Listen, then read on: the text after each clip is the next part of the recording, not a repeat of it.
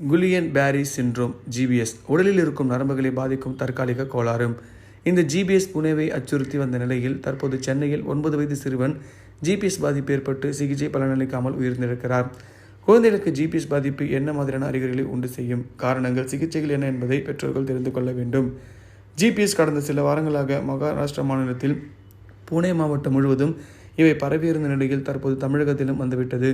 திருவள்ளூரை சேர்ந்த 9 வயது சிறுவன் குயிலின் பார் சிண்ட்ரோம் பாதிப்பு ஏற்பட்டு உயிரிழந்திருக்கிறார். இந்த சிறுவனுக்கு ஏற்கனவே இதய பிரச்சனை இருந்ததே உயிரிழப்புக்கு காரணம் என்று சிகிச்சை செய்த மருத்துவர்கள் தெரிவித்திருக்கிறார்கள். மேலும் இந்த அறிகுறிகளுடன் 1 குழந்தைகள் எழும்பூர் அரசு குழந்தைகள் மருத்துவமனையில் அனுமதிக்கப்பட்டிருக்கிறார்கள். மகாராஷ்டிரா, மேற்கு வங்கம் தொடர்ந்து தற்போது தமிழகத்துக்கும் ஜிபிஎஸ் பரவியிருப்பது அதிர்ச்சி தெரிவித்துள்ளது. குழந்தைகளை அதிகம் தாக்கும் இந்த குயிலின் பார் சிண்ட்ரோம் நோய் அறிகுறிகள் எப்படி இருக்கும், இவை ஏன் பரவுகிறது, காரணங்கள் என்ன என்பதை இங்கு தெரிந்து கொள்வோம். குயிலின் பாரே சிண்ட்ரோம் உடலின் நோய் எதிர்ப்பு அமைப்பு மூளை மற்றும் முதுகுத்தண்டு வெளியே உள்ள நரம்புகளை தாக்குகிறது. இது உடலின் பாகங்களில் தற்காலிக பலவீனம் அல்லது உடல் இயக்க முடியாத பக்கவாதத்தை ஏற்படுத்துகிறது. இது அரிதானது என்றாலும் தீவிரமாக இருந்தால் அது மார்பு தசைகளை பாதித்தால் மூச்சு திணறல் போன்ற ஆபத்தை உண்டு செய்யலாம். இவர்களுக்கு வெண்டிலேட்டர் பயன்படுத்த வேண்டும். இந்த பக்கவாதம் தற்காலிகமானதாக இருக்கும். இது விரல்கள் மற்றும் கால் விரல்களில் இருந்து உடற்பகுதியை நோக்கி நகரும். புறநரம்புகள் மூளையிலிருந்து தசைகளுக்கு சிக்னல்களை அனுப்பி அவற்றை இயக்க செய்கிறது. அவை உணர்ச்சி சமிக்ஞைகளை மூளைக்கு அனுப்புகிறது. தொடுதல், அழுத்தம், வெப்பநிலை, வலி போன்ற சமிக்ஞைகளுக்கு பொறுப்பாகிறது. இவை தற்காலிகமாக நரம்புகளை சேதப்படுத்துகிறது, சமிக்ஞைகளை குறுக்கிடுகிறது. இந்த நிலையில் பலவீனம் அல்லது நகரும் பிரச்சனைகள் உண்டு செய்யலாம். கைகள் கால்களில் வலி உணர்வின்மை மற்றும் கூச்ச உணர்வு ஏற்படலாம். ஜிபிஎஸ் நோய் எதிர்ப்பு மண்டலத்தின் அதன் மீதான தாக்குதல்கள் ஆன்டிபயாட்டிகள் மற்றும் புரதங்களை உள்ளடக்கியது. இது பாக்டீரியா அல்லது வைரஸ்களை அழிக்க செய்கின்றன. ஆனால் ஜிபிஎஸ் நிலையில் ஆன்டிபாடிகள் புற நரம்புகளின் பகுதிகளை தவறாக சேதப்படுத்துகின்றன. இது ஒரு வகையான ஆட்டோ இம்யூன் நோயாக இருக்கலாம். இந்த அறிகுறிகள் தோன்றுவதற்கு 2 வாரங்களுக்கு முன்பு இந்த நிலையில் உள்ள பலருக்கு வைரஸ் அல்லது பாக்டீரியா தொற்று ஏற்பட்டிருக்கலாம். நோய் தொற்றுகள் பொதுவாக சுவாச அமைப்பு அல்லது இரைப்பை குழாயில் இருக்கும். சுருக்கமாக சொல்வதானால் இது வைரஸ் அல்லது பாக்டீரியா தொற்றுக்கு பிறகு தொடங்குகிறது. குயிலின் பாரே சிண்ட்ரோம் பொதுவான அறிகுறிகள் உண்டு என்றாலும் ஒவ்வொரு குழந்தையும் ஒவ்வொரு வித அறிகுறிகளை கொண்டிருக்கலாம். விரல்கள் மற்றும் கால் விரல்களில் உணர்வு அல்லது வலி குறைதல், கால் பலவீனம் அல்லது வலி மெதுவாக கைகளுக்கு முன்னேறுவது, நடப்பதில் சிக்கல், எரிச்சலாக உணர்வது, சுவாச பிரச்சனைகள், முக பலவீனம். குழந்தைக்கு 1 முதல் 3 வாரங்களில் முற்போக்கான தசை பலவீனம் இருக்கலாம். இந்த பலவீனமானது 1 முதல் 2 மாதங்கள் வரை இருக்கும்.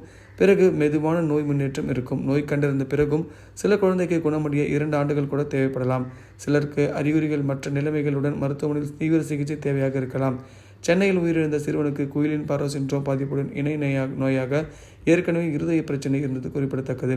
குழந்தையின் அறிகுறிகள் கண்டு மருத்துவர்களிடம் விசாரிக்கும் பொழுது பரிசோதனை செய்யப்படலாம்.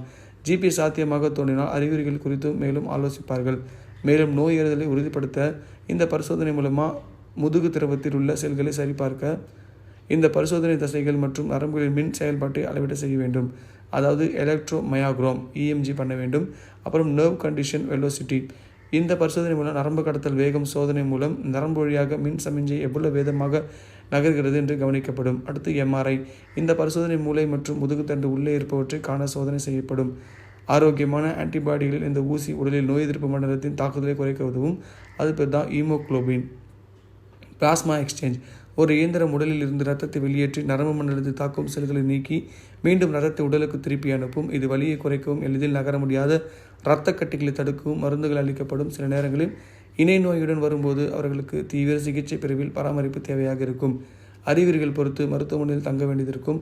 சிலருக்கு வாரங்கள், மாதங்கள் கூட ஆகலாம். சிலருக்கு உடல் நன்றாக இருக்குவதற்கு உடல் சிகிச்சை தேவைப்படும். இறுதியாக குழந்தைக்கு இந்த குயிலின் பாரே சிண்ட்ரோம் இருந்து சிகிச்சை பெற்றால் குணமடைய பொறுமை தேவை என்பதை அறிந்து கொள்ளுங்கள். குழந்தைக்கு பலவீனமாக இருக்கலாம். உடல் செயல்பட திருமணம் எடுக்கலாம். குழந்தைக்கு அறிகுறிகள் தென்பட்டால் தாமதிக்காமல் மருத்துவரை அணுகுவதன் மூலமாக அறிகுறிகளை தடுக்கலாம். இதை பற்றி உங்கள் கருத்தை கமெண்ட் பாக்ஸில் பதிவு பண்ணுங்கள். மறக்காமல் நம்ம ஹெல்த் ஜங்ஷன் சேனலை லைக் பண்ணி, ஷேர் பண்ணி, கமெண்ட் பண்ணுங்கள், சப்ஸ்கிரைப் பண்ணுங்கள் மக்களே.